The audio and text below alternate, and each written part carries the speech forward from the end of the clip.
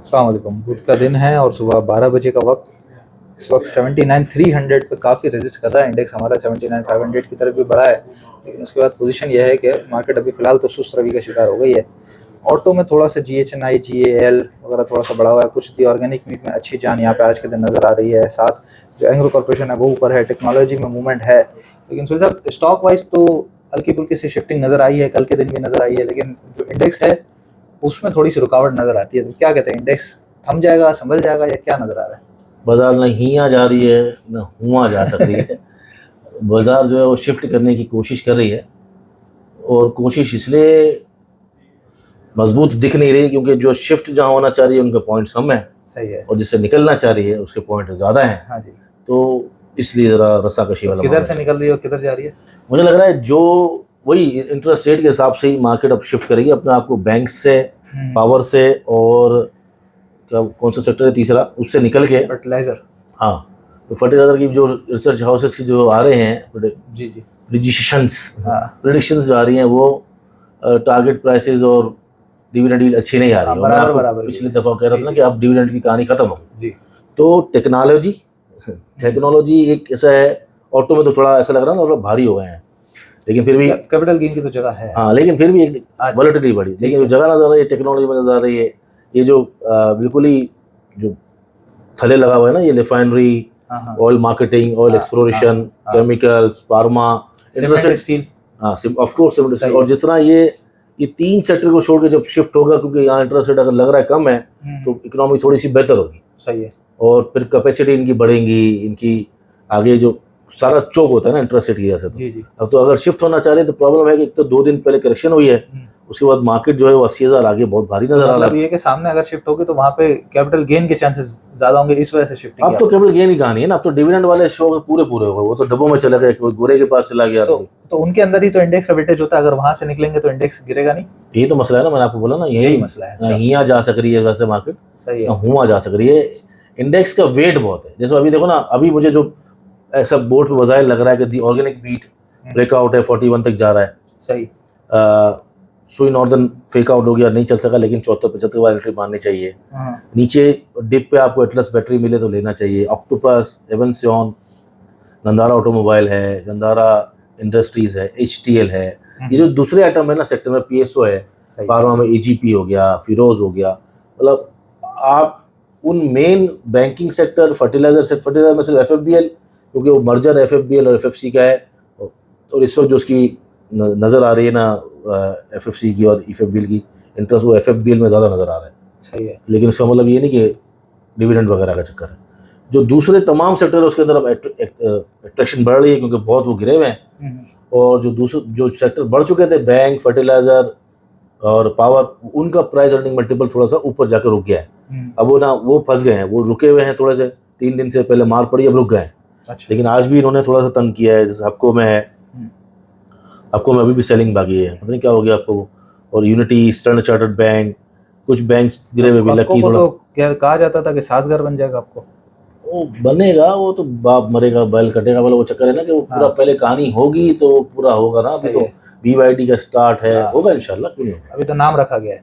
अभी तो देखो ना, अभी इस तरह तो पोटेंशियल बहुत सारे स्टॉक्स में ना, दी ऑर्गेनिक बीट भी नहीं चलता था, उसकी सेल्स इतनी सारी बढ़ी। फिर अब इंटरेस्ट रेट जो फाइनेंशियल चार्जेस जो थे ज़्यादा कंपनीज पे, अब 1.5% जो गिरा है लास्ट, उसका इम्पैक्ट भी तो पॉजिटिव आएगा ना इन क्वार्टर्स के अंदर, आने वाले क्वार्टर के अंदर, इसके अंदर नहीं, तो सितंबर का होगा। फिर अभी जो गिरेंगे उसका भी इम्पैक्ट आएगा इंशाल्लाह, अगर गिरे तो।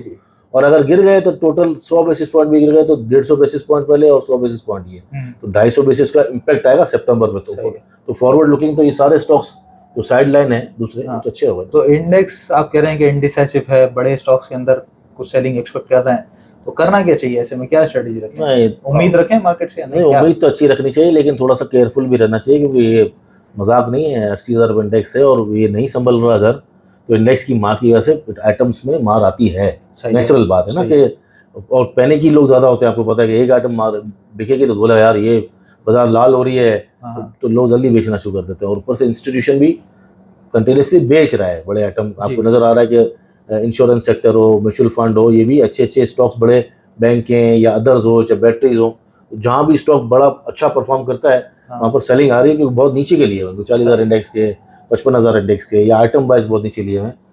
तो लोगों को प्रॉफिट बुकिंग करनी चाहिए। सही है। प्रॉफिट बुकिंग करके अपने आप को थोड़ा सा कम आइटमों में रख के और 50-60% पे ही रहें, 40-50% खुला रखे तो ज़्यादा चांसेस मिलेंगे। तो मार्केट ने अभी जो 2 डिप मारे थे उसमें आइटम में मिल रही थी ना बहुत सारी, तो चांसेस मिलते हैं। अभी इस वक्त एयरलिंक 111 पे है, फर्ज करें परसों की बात है 101 का लो मारा था जी। इसी तरह जो GHNI और GLI 30 रुपये 40 रुपये नीचे थे। तो जब प्रेशर आता है ना, पैनिक आता है, उसके लिए पैसा रखना चाहिए। सही है। अच्छा, दूसरा एक बात की जाती है बार बार जब भी मार्केट है इस तरह के हो जाते हैं कि वॉल्यूम्स नहीं आ रहे, तो ये क्या कहानी होती है? ये जरा कॉन्सेप्ट। वॉल्यूम स्ट्रक्चर की बात आती है, ये स्ट्रक्चर है हमारे यहाँ। और ये मैं आपको बताऊं कि स्ट्रक्चर में सबसे बड़ा फायदा ये होता है ना, देखो ये स्ट्रक्चर अभी टूटा हुआ है, ये पकड़ में नहीं है, जान नहीं है, मतलब नीचे है स्ट्रक्चर। हाँ, स्ट्रक्चर टूटा है, यहाँ से टूटा, देखो ये ब्रेक हुआ है, यहाँ पर स्ट्रक्चर ब्रेक हुआ था इस पे। सही है। अब ये स्ट्रक्चर वापस आने की कोशिश करता है, ये आ नहीं रहा। एक दफा आने की कोशिश की, फिर नीचे गया, फिर आने की कोशिश की, फिर नीचे गया, आज सुबह फिर आने की कोशिश की, फिर नीचे आया। अब इसको आने के लिए इसको क्रॉस करना पड़ेगा इस एंगल में। सही है। इस एंगल में आज थोड़ी 300-400 पॉइंट की क्लोजिंग देते, कल इसको क्रॉस करके ऊपर खड़ी हो, इसलिए प्रॉब्लम आ रहा है कि ट्रेंड नहीं बन रहा वहाँ। सही है। तो इसी वजह से वॉल्यूम्स नहीं आते जब तक ट्रेंड में नहीं आएगा, क्योंकि सारे टेक्निकल्स लोग जानते हैं तकरीबन। अब दुनिया जो है वो पहले ईजी है टेक्निकल्स बनिस्बत बहुत सारा पढ़ना फंडामेंटल के मुकाबले में। और जो ही लोग जब समझ जाते हैं, खासतौर हमारे 400 स्टूडेंट्स भी हैं, हमारे क्लाइंट्स भी हैं, जब समझना शुरू करते तो बोला यार ये तो बहुत ईजी था। सही। और लोगों को सीखना भी चाहिए। हमारा कोर्स अगस्त में शुरू हो रहा है, अगस्त के एंड में, और अभी भी इनरोलमेंट करा के फ्री व्हाट्सएप ग्रुप है उसमें आ सकते हैं। फिर पूरे साल की हमारी जो इन्फो ग्रुप है उसकी सर्विसेज फ्री हैं। फिर उस जो ख़त्म होता है कोर्स तो PDF बुक फ्री है जिसकी वजह से सीख सकते हैं। तो अभी अगर इनरोल कराना तो 0334-297-6747 पर रब्ता करके इनरोल तो कराएं अपने आप को। सही है। तो ये जब गिर रहा हो स्ट्रक्चर या मार्केट साइडवेज हो, उस वक्त वॉल्यूम को ज़्यादा नहीं देखना चाहिए। नहीं, पहले स्ट्रक्चर बंद हो जाए, तो कहीं भी नहीं जा रहा ना, देखो ना ये कहीं भी नहीं है, ये ना नीचे, ये देखो ये नीचे था। हाँ जी। ये जब आपको मैं दिखाऊं ना, जरा सो पब्लिक को जरा गौर से दिखाएं, स्ट्रक्चर देखना आपको तेजी मदद तो कर रहा है ना, आपको fundamental news, politics, commodities price, सारी चीज़ों में आपको नज़र रखनी होती है। ये तो थोड़ी आप उठा के बस ले लोगे, आपको लेना बेचना, उस कंपनी के अपने फंडामेंटल्स, सेक्टर के अपने फंडामेंटल्स। ये स्ट्रक्चर था जब यहाँ से टूटा था 21,600-700 से। सही। इस तरह 2-3 दिन के अंदर जो टूटा है नीचे आई है तो यहाँ रुकी है, ये 2 दफ़ा देखिए, ये 2 दफ़ा रुकी है, 2 पॉइंट है। हाँ, उसके बाद स्ट्रक्चर को वापसी आने के लिए मार्केट ने कोशिश करी 79,600। अब इस 79,600 को क्रॉस करना यही लाइन है ना जी। जब यहाँ टकराई है नीचे से आके, तो इसको क्रॉस करना जरूरी है या इस ट्रेंड लाइन को क्रॉस करना जरूरी है।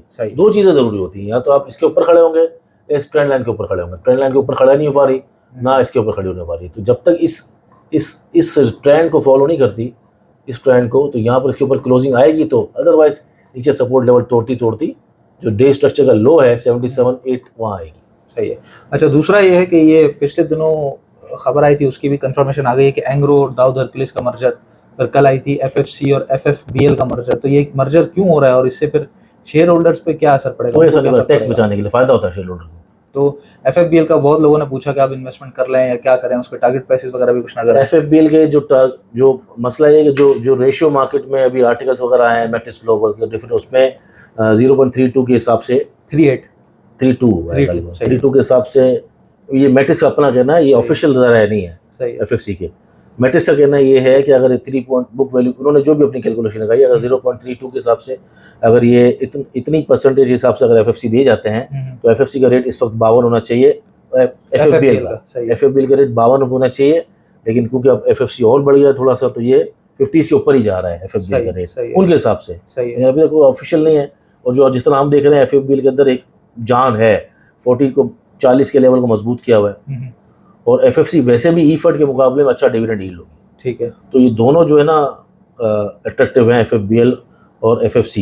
FFBL खत्म हो जाएगा तो FFC ही हो जाएगा, और मे भी पॉसिबल है कि बाद में शरिया कंप्लाइंट भी FFC हो जाए, और टैक्स बचेगा। दोनों कंपनियों को टैक्स देके एक में रख लेंगे, और उससे शेयर होल्डर्स को फायदा ही होता है। तो रखना चाहिए FFBL को, FFBL रखना चाहिए, FFC भी रखना चाहिए। सही। अच्छा, दूसरा पिछले काफ़ी दिन से, कोई हफ्ता भर हो गया तकरीबन, IPPs पावर परचेज एग्रीमेंट, इसके बहुत सारा नाम हम सुन रहे हैं। इसकी वजह से भी आप समझते हैं कि शायद इसकी वजह से भी असर पड़ रहा है हब पावर को?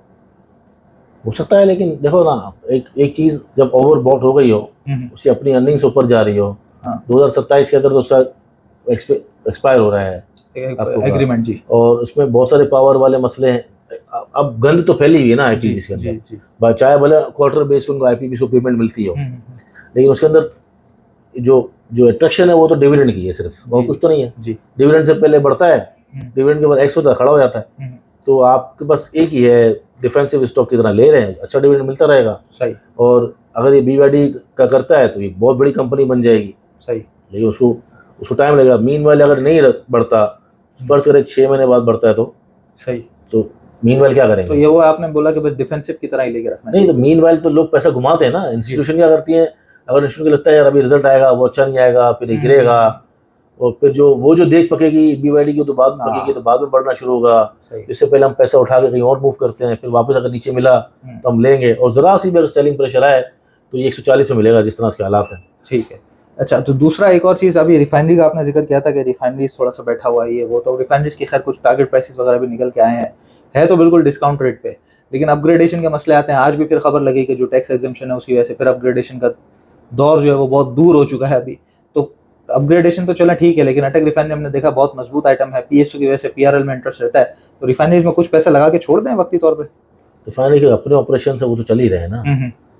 जो अपग्रेडेशन है वो चलेगा तो वो 2000 बाद फिर 1000 रुपये का आइटम रिफाइनरी हो जाएगा। सही है। लेकिन आपके जो उसके अपने जितने भी जो भी चल रहे हैं, जो ऑपरेशन चल रहे हैं, उसके अंदर ऊंच नीच हो रही हो, नुकसान हो रहे हो, नफे हो रहे हो, कभी वो एक्सपोर्ट कर देते हैं, कभी ओवर प्रोड्यूस कर देते हैं, कभी उनका माल बिकता नहीं है, कभी उनके आईपीपीएस वाले उठाते नहीं है, वो जो नॉर्मल सदा से चल रहा है। सही।